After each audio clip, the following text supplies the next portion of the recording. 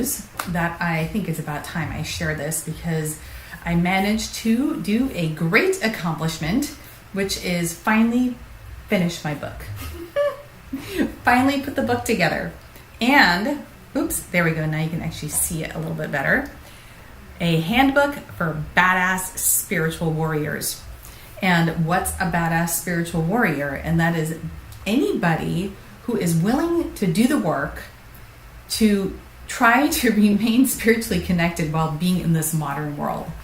And that's why I actually named it a handbook for badass spiritual warriors, because we all need to give ourselves a little bit more credit as to what it means to take this quest on while we're living in this modern world with all this, technology and people and information and barely a moment to breathe, and yet stay spiritually connected. So I wanted to talk about why I even put this book together.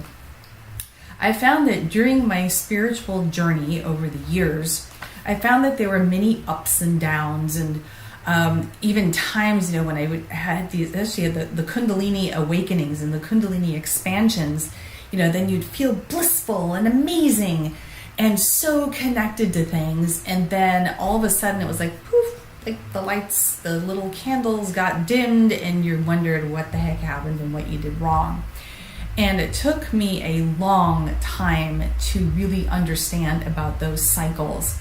And had I had this book, I would have spared myself many years of pain. And so that is basically the reason I put this whole thing together.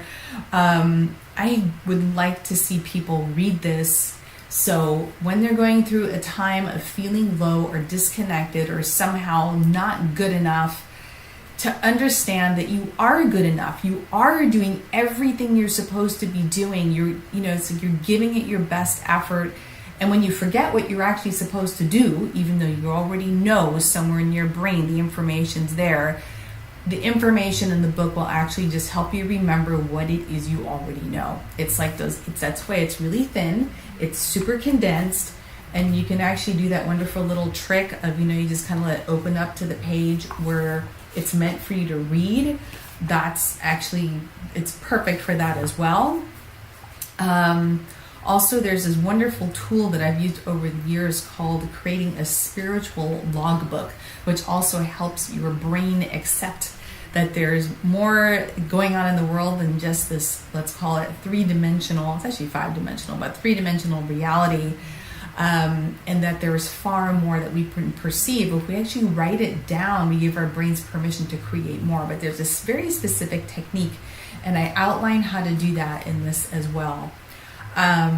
So it's 11 powerful practices, and I have, it's like, I know whoever reads this is just going to find it really useful. That's for sure. Because I really wrote this from my heart, because I just can't stand seeing people suffering and feeling disempowered. Now, even if you're feeling totally awesome and connected, these are just also great practices to go back to and things to deepen your practice as well.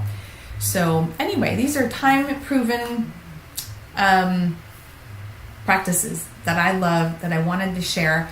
And these 11 practices were actually on my bulletin board.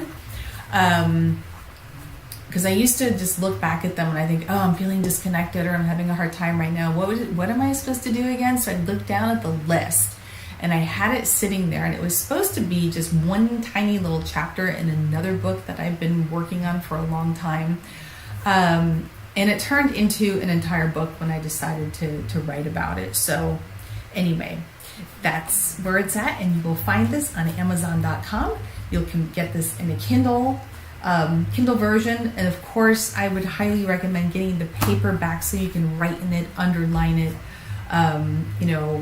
everything that we like to do with books when we keep going back to them as a reference. So that's it. Thank you.